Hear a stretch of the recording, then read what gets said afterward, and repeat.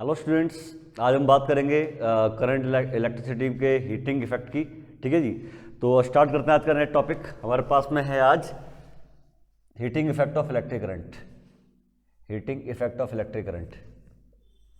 Heating effect of electric current. Electric current. तो जैसा कि आप लोगों को अच्छी तरह पता है कि इलेक्ट्रिक करंट क्या होता है, the flow of electrons in the conductors. किसी कंडक्टर में जो इलेक्ट्रॉन का फ्लो है उसको हम क्या बोलते हैं? करंट बोलते हैं। जब इलेक्ट्रॉन का फ्लो होता है तो दिस इलेक्ट्रॉन कॉन्टिन्यूसली जो आपस में कोलाइड करते हैं, फ्रिक्शनल हीट जनरेट होती है। उससे क्या जनरेट होती है? हीट जनरेट होती है। अच्छा जी, मैं आपको बता दूं कि आपका जो करंट होता है, करंट से जुड़े हुए दो फिनोमेना बड़े इंपॉर्टेंट है हमारे। एक तो है हीटिंग इफेक्ट, एक है मैग्नेटिक इफेक्ट। क्योंकि जब भी करंट फ्लो करेगा तो उसका वो हीट भी जनरेट करेगा और मैग्नेटिक फील्ड भी जनरेट करेगा। तो दोनों ही आपको हीटिंग इफेक्ट भी पढ़ना है और उसका मैग्नेटिक इफेक्ट भी पढ़ना है। ठीक है जी, तो आज हम पहले डिस्कस करने वाले हैं the heating effect of electric current. Current heat कैसे, कौन सी हीट प्रोड्यूस करता है? फ्रिक्शनल हीट प्रोड्यूस करता है। ठीक है जी, during the flow of current, during the flow of electrons, है ना, इलेक्ट्रॉन की वजह से तो करंट, कंडक्शन करंट फॉर्म होता है। During the flow of electrons, these electrons collide with each other,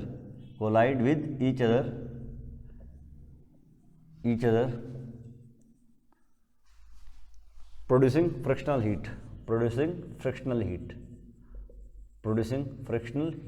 तो ये एक फ्रिक्शनल हीट जनरेट करते हैं, फ्रिक्शनल हीट। ठीक है जी, तो ये फ्रिक्शनल हीट अभी जनरेट करते हैं। ठीक है जी, अब ये हीट जो होती है, फैक्टर्स कौन कौन से फैक्टर हैं आपके? Factors affecting heat generated. इस जनरेटेड हीट को अफेक्ट करने वाले फैक्टर कौन कौन से हैं? Factors affecting heat generated. तो सपोज मेरे पास एक वायर है, I am having a wire. ठीक है जी, इसकी लेंथ कितनी है भाई? इसकी लेंथ L है, एरिया क्रॉस सेक्शन आपका I है। ठीक है जी, A है, और यहाँ पे इलेक्ट्रॉन आपके फ्लो कर रहे हैं इस तरफ क्रॉस सेक्शन के अक्रॉस आपके इलेक्ट्रॉन आपके फ्लो कर रहे हैं। ठीक है जी, तो यहाँ पे जो हीट जनरेट होगी it is directly proportional to current. कितना है भाई? कितना करंट फ्लो कर रहा है? आपको पता है जिस डायरेक्शन में करंट होता है उसके अपोजिट डायरेक्शन में आपकी इलेक्ट्रिक करंट होता है। जिस इस डायरेक्शन में इलेक्ट्रॉन्स आपके इस डायरेक्शन में फ्लो कर रहे हैं तो करंट इस डायरेक्शन में होगा, I। ठीक है जी, तो I जो हीट होती है डायरेक्टली प्रोपोर्शनल होती है आपके क्या बोलते हैं करंट के स्क्वायर के। Heat is directly proportional to resistance, more the resistance more the heat generated. और टाइम के प्रोपोर्शन में भी हीट आपकी होती है। मतलब जितना ज़्यादा टाइम, जितने ज़्यादा समय तक आपके इलेक्ट्रॉन फ्लो करेंगे उतना स्ट्रॉन्ग आपकी हीट, उतनी ज़्यादा हीट आपकी जनरेट होगी। अगर मैं इन तीनों को कंबाइन करता हूँ तो कंबाइन करने में मुझे क्या मिलेगा भाई? कंबाइन करने में मिलेगा I proportional to I square RT। यहाँ पर जो प्रोपोर्शनली कांस्टेंट होती है उसकी SI में जो वैल्यू होती है 1 होती है। तो that's why we can write H equals to I square R into T। तो यहाँ पे T क्या है? तो यहाँ पे जो T है, T is a time for which current is flown in wire. ठीक है जी, I क्या करंट है, R क्या रेजिस्टेंस है, R क्या रेजिस्टेंस ऑफ वायर, वायर का रेजिस्टेंस है। ठीक है जी, और नो डाउट जो आपका ये हीट आई किस में आएगी? है ऐसा यूनिट हीट की क्या होती है? तो एनर्जी है, तो हीट की ऐसा यूनिट क्या होगी? जूल। ठीक है जी, अच्छा जी, तो ये हमारे पास ये पहला फार्मूला हमारे पास में आ गया। और दूसरा फार्मूला कैसे आएगा? अगर आपको पता होगा तो जो आपका I होता है ना, आल्सो फ्रॉम ओम्स लॉ से हमें क्या मिलता है? फ्रॉम ओम्स लॉ को क्या स्टेट करता है? ओम्स लॉ को बोलता है जो I होता है वो V/R होता है। ठीक है जी, I इज V/R। तो H कितना आ जाएगा भाई? H आपके पास आ जाएगा I स्क्वायर की जगह मैं क्या लिख सकता हूँ? V स्क्वायर अपॉन R का square into R into T। R से एक R गया तो आपके पास एक नया फॉर्मूला और आ गया, क्या? V square upon R into T। ठीक है जी, तो हीट का आपका एक नया फॉर्मूला और आ गया। अच्छा जी, आपके पास आल्सो आपको ये भी पता है जो R होता है, R को मैं क्या लिख सकता हूँ? V/I लिख सकता हूँ। R को अगर V/I यहाँ पे मैं पुट करता हूँ V/I, तो H कितना मिल जाएगा?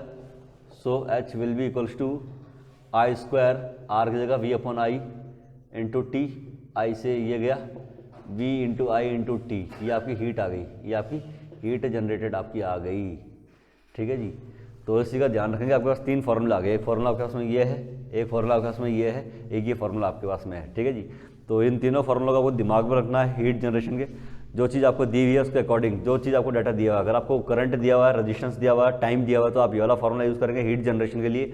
पर आपके पास अगर उसने आपको पोटेंशियल डिफरेंस दिया है, सर्किट में रेजिस्टेंस दिया, टाइम दिया, तो ये वाला फार्मूला यूज़ कर लेंगे आप। ये आपको वोल्टेज दिया हुआ है, करंट दिया हुआ है, टाइम दिया, तो आप ये वाला फार्मूला यूज़ करेंगे हीट जनरेशन का। इसको आप नोट कर सकते हैं। ठीक है जी, ठीक है। तो आपने कहा हीट क्यों जनरेट होती है? Because of the friction between the electrons. जब आपके इलेक्ट्रॉन रश करते हैं किसी कंडक्टर के थ्रू तो आपस में वो टकराते हैं, जिसकी वजह से फ्रिक्शन क्रिएट होता है। फ्रिक्शन की वजह से आपकी हीट जनरेट होती है। तो यहाँ पर जो हीट जनरेट हो रही है ये फ्रिक्शनल हीट है, जो कि इलेक्ट्रॉन्स के आपस में कोलाइड होने की वजह से जनरेट हुई है। अब हम आगे बात करते हैं। अब हम बात कर लेते हैं इलेक्ट्रिक पावर की। इलेक्ट्रिक पावर क्या होता है? What is electric power? ठीक है जी, तो आप सबको पता है कि जो पावर होता है वो होता है रेट ऑफ वर्क डन। एक सेकंड में आप कितना वर्क करते हैं, दैट इज कॉल्ड पावर, है ना। तो एक सेकंड में जो वर्क करते हैं हम लोग उसे क्या बोलते हैं हम लोग? पावर। तो हम बात करेंगे इस केस में इलेक्ट्रिक पावर की। इलेक्ट्रिक पावर, ठीक है जी। तो इलेक्ट्रिक पावर पी को हम कैसे डिफाइन करते हैं भाई? Rate of heat energy production. एक सेकंड में आपकी कितनी हीट, कितनी एनर्जी, इलेक्ट्रिकल एनर्जी, कोई आपके पास कोई इलेक्ट्रिकल अप्लायंस है, कुछ भी इलेक्ट्रिकल अप्लायंस है, वो आपको पता है इलेक्ट्रिकल एनर्जी कंज्यूम करता है। तो वो पर्टिकुलर इलेक्ट्रिकल अप्लायंस एक सेकंड में, यूनिट टाइम में कितनी इलेक्ट्रिकल एनर्जी कंज्यूम कर लेगा, या फिर कोई भी आपका इलेक्ट्रिकल अप्लायंस जो है वो कितनी हीट प्रोड्यूस कर रहा है पर सेकंड या पर यूनिट टाइम, या वो कितनी एनर्जी प्रोड्यूस कर रहा है पर यूनिट टाइम। ठीक है जी, तो उसको हम क्या बोलते हैं? Electric power. तो ये क्या होता है? It is a energy production, energy produced per unit time, कितनी एनर्जी प्रोड्यूस हुई है पर यूनिट टाइम में। ठीक है जी, और एनर्जी कंजप्शन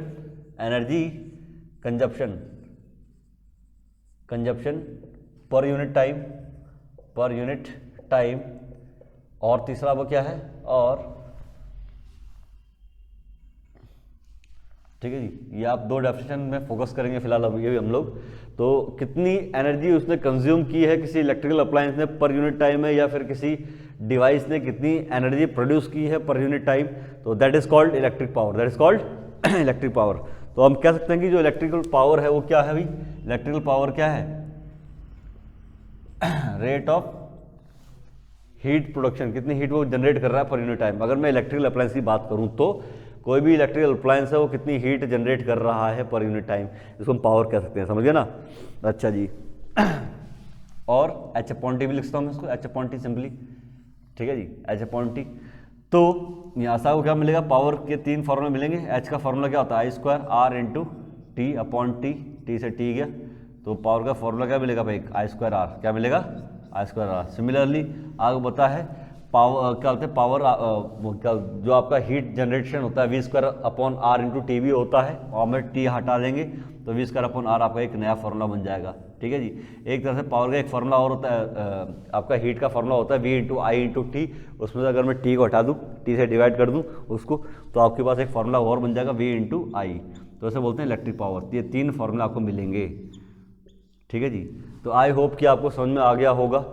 ठीक है जी। पावर का अगर तीन formula I square R, V square upon R और वी इंटू आई, तो ये तीन फार्मूला आपको दिमाग में रखने हैं। ऐसा यूनिट क्या होगी भाई इसकी? ऐसा यूनिट पावर की, ऐसा यूनिट क्या होगी पावर की? ऐसा यूनिट होगी जूल पर सेकंड। एच अपॉन टी होता है ना ये, जूल पर सेकंड। इसको हम क्या बोलते हैं? वॉट। क्या बोलते हैं इसको हम? वॉट। तो वॉट इज द ऐसा unit of the electric power. Is that clear? अब हम बात करते हैं कुछ और यूनिट्स की, इलेक्ट्रिक पावर की कुछ और इंपॉर्टेंट यूनिट्स की बात कर लेते हैं। ठीक है जी। तो some more units of power, some more units of power, some more units of power.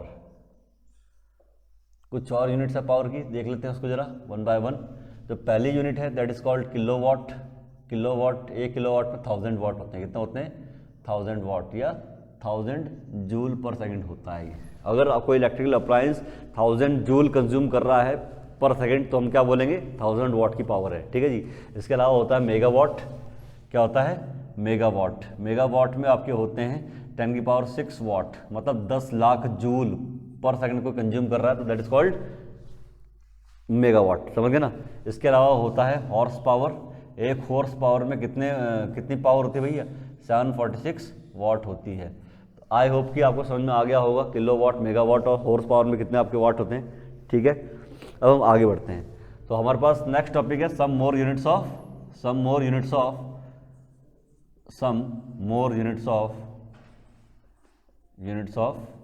Electric energy. Electric जो एनर्जी है उससे कुछ इंपॉर्टेंट यूनिट्स। ठीक है जी, पहले यूनिट्स हमारे पास में क्या है, पहली यूनिट हमारे पास में है, एक तो जूल है ही हमारे पास इलेक्ट्रिक एनर्जी की यूनिट। एक है क्या, किलो जूल। 1 किलो जूल में कितने जूल होते हैं भाई, 1000 जूल होते हैं। ठीक है जी। उसके अलावा हमारे पास में एक है कैलोरी। कैलोरी मेनली ये कैलोरी में कितना आपका होता है, एक कैलोरी में आपका होता है 4.186 जूल। ठीक है जी। इसके बाद हमारे पास में है क्या, इलेक्ट्रॉन वोल्ट। एक इलेक्ट्रॉन वोल्ट में कितना जूल होते हैं, 1.6 10⁻⁻19 जूल होते हैं। और लास्ट में बहुत ही ज़्यादा इंपॉर्टेंट यूनिट किलोवाट आवर। तो नाम में किलोवाट आ रहा है, इसका मतलब ये नहीं है कि ये पावर की यूनिट है। ठीक है जी, नाम में किलोवाट आ रहा है तो इसका मतलब ये नहीं कि पावर की यूनिट है, किलोवाट आवर, साथ में आवर भी है। तो 1 किलोवाट की पावर रेटिंग का कोई इलेक्ट्रिकल अप्लायंस, 1000 वाट का कोई इलेक्ट्रिकल अप्लायंस 1 आवर में जितनी एनर्जी कंज्यूम कर लेगा, तो that energy is considered as the 1 kilowatt hour of energy. समझ गए ना। तो ये क्या होता है, इट इज एनर्जी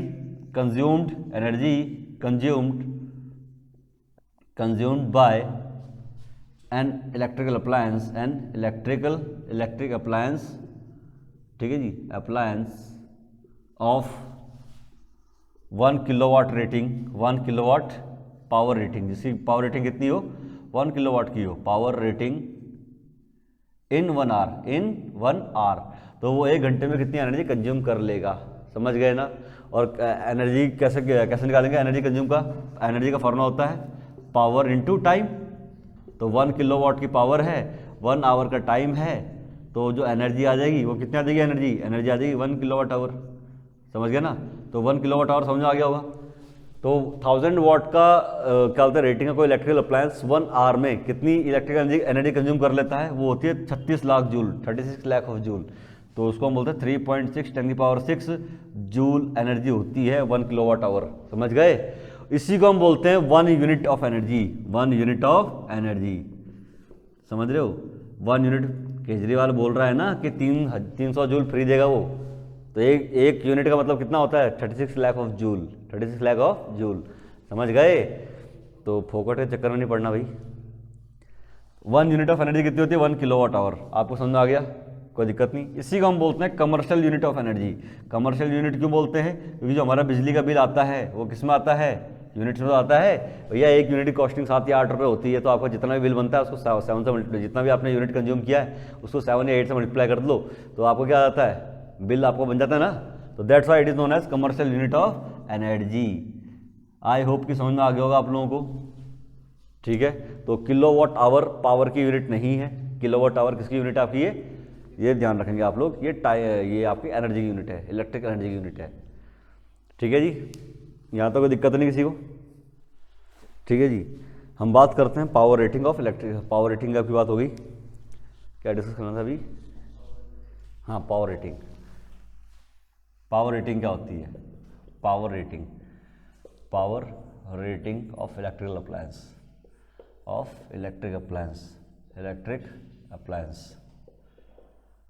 ठीक है जी। किसी इलेक्ट्रिकल अप्लायंस की पावर रेटिंग का मतलब क्या होता है।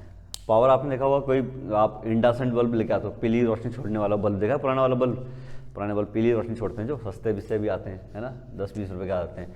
तो उसके ऊपर ऐसा लिखा होता है कि 100 वाट 220 वोल्ट, ऐसा लिखा होता है ना।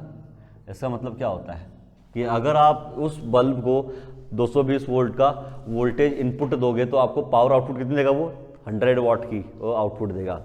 इसका मतलब क्या होता है, if the appliance is supplied with 220 volt of input voltage ठीक है जी। The appliance will provide, the appliance will provide, appliance will provide, will provide क्या, 100 watt of power, 100 watt of power, वो आपकी 100 वाट की पावर आपको देगा, समझ रहे हो। तो इसी को बोलते हैं हम क्या, पावर रेटिंग, इसी को हम क्या बोलते हैं, पावर रेटिंग। तो भैया अगर आप उस बल्ब को 220 वोल्ट से कम वोल्टेज दोगे तो क्या आपको 100 वाट की आउटपुट देगा, वो नहीं देगा, वो 100 वाट का आउटपुट देगा, उससे कम आउटपुट देगा। तो 100 वाट का आउटपुट कब देगा, जब आप उसको 220 वोल्ट इनपुट सप्लाई दोगे, समझ गए ना, कोई दिक्कत नहीं यहाँ तक, पक्की बात है। चलिए जी थोड़ा आगे बढ़ते हैं, कुछ न्यूमेरिकल्स देख लेते हैं, आई होप कि समझ में आ गया होगा आपको। पावर रेटिंग, एक बल्ब है, two bulbs A and B are having power rating as follows, as power rating of 80 watt, 220 volt या 200 वोल्ट ले लो, 200 volt and 100 watt, 200 volt respectively. तो उनकी पावर रेटिंग आपकी है, दो बल्ब की है ना, दो गिवन बल्ब की पावर रेटिंग आपको गिवन है। If they are connected in series with 200 volt battery, 200 volt battery, तो आपने उसको 220 वोल्ट की बैटरी से कनेक्ट किया है ना, देन विच बल्ब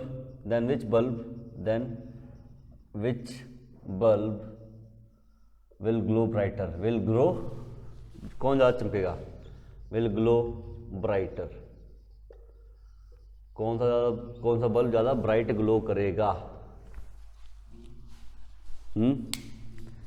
कैसे फाइंड करेंगे, हाउ कैन यू फाइंड, देखते, आपको उसने बोला है अकॉर्डिंग टू क्वेश्चन देखा जाए तो, ठीक है जी। उसमें आपको दो बल्ब दिए, उसने बल्ब ए उसने आपको दिया हुआ है, दो बल्ब हैं, ध्यान से सुनना, बल्ब ए है, दूसरा बल्ब बी है, दोनों को आपने 220 वोल्ट की बैटरी से कनेक्ट किया है। कितनी बैटरी से कनेक्ट किया है, 200 वोल्ट, सॉरी 200 वोल्ट की बैटरी से कनेक्ट किया है। बल्ब ए है, बल्ब बी है। बल्ब ए की पावर रेटिंग क्या है भैया, 80 वाट, जब आप उसको 200 वोल्ट दोगे, है ना, 200 वोल्ट दोगे। और बी की क्या है, 100 वाट, जब आप इसको 200 वोल्ट दोगे, है ना, कोई दिक्कत नहीं आता तक।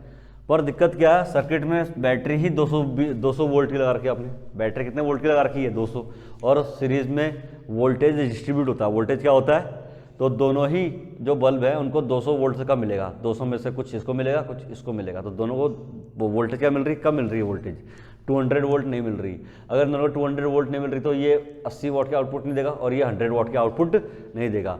तो अब आपको फाइंड करना है कितने वाट के आउटपुट देंगे, समझ रहे हो। मैं कहता हूँ जी ये P1 वाट के आउटपुट देगा और ये P2 वाट के आउटपुट देगा, कोई दिक्कत नहीं। अब मुझे नहीं पता कितना वोल्टेज ये, अच्छा जी, इसके अक्रॉस V1 वोल्टेज मैं कहता हूँ, इसके अक्रॉस कितना वोल्टेज है भैया, V2 वोल्टेज, 200 में से V1 इसको मिल रहा है, 200 में से V2 उसको मिल रहा है, समझ गए ना।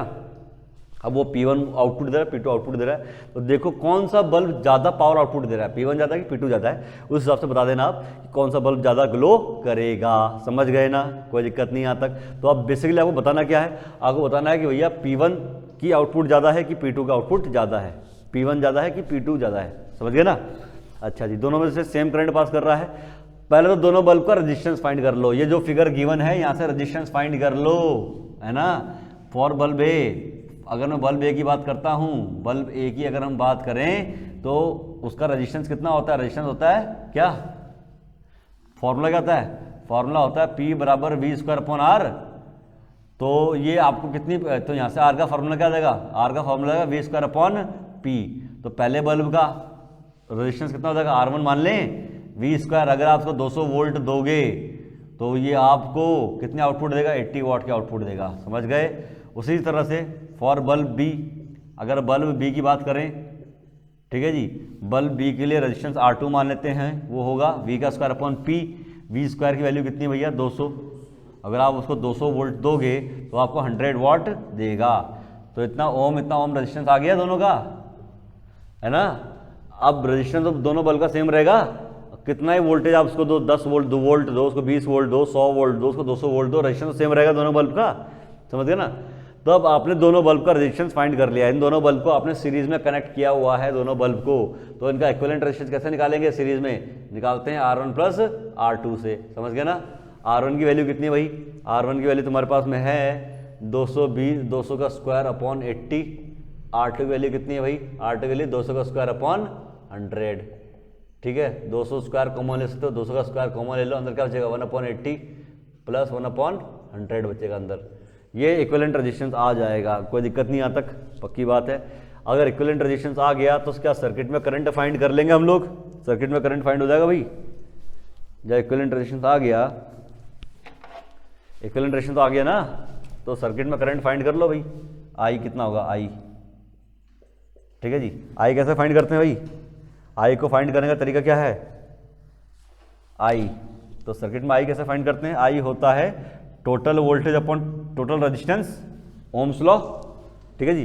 टोटल वोल्टेज 200 कितना है, 200 वोल्ट है, बैटरी का वोल्टेज देख रहे हो 200 वोल्ट, अपॉन टोटल रेजिस्टेंस कितना है, टोटल रेजिस्टेंस हमारे पास उतना आया 200 का स्क्वायर, अब ये 1/80 प्लस 1/100, समझा की बात ये।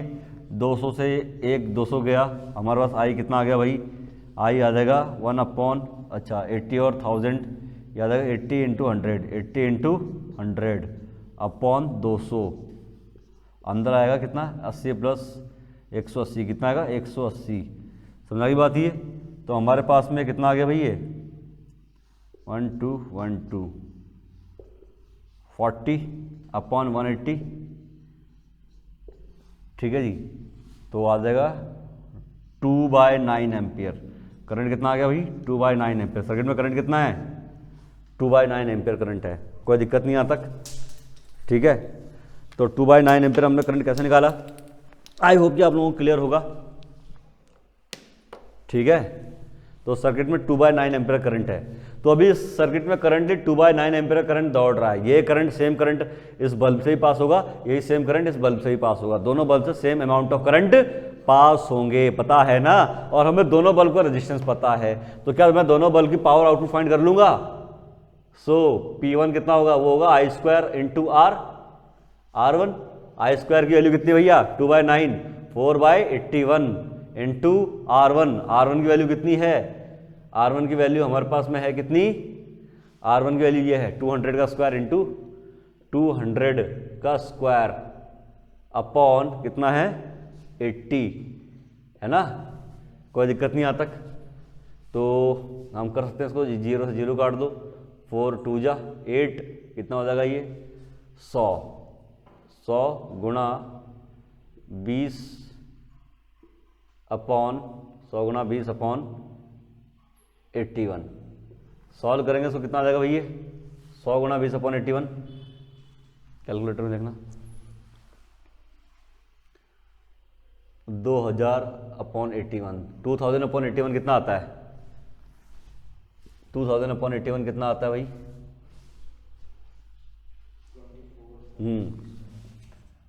P1 आ गया 24.69 वाट।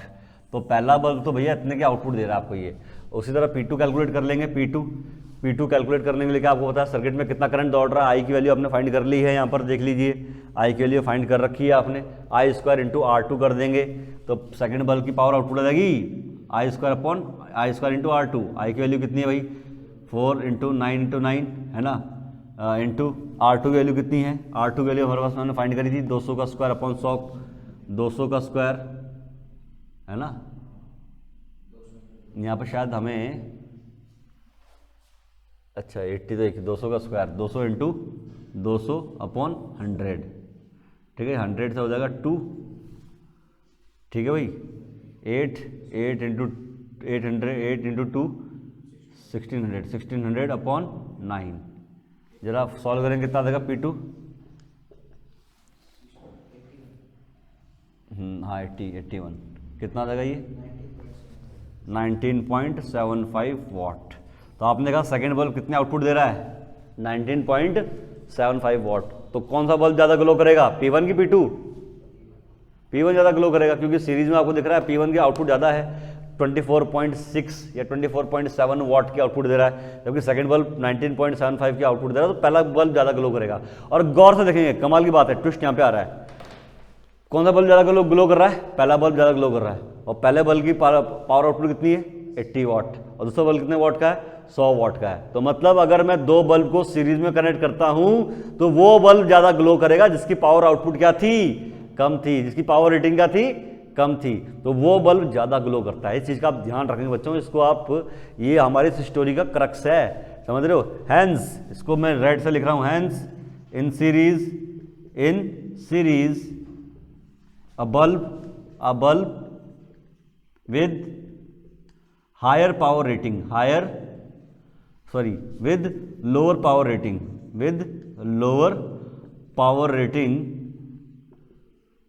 will glow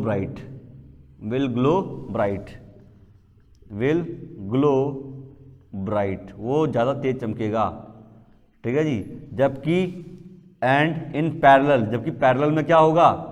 अगर उसको पैरेलल में कनेक्ट करेंगे, in parallel a bulb with greater power rating, with higher power rating will glow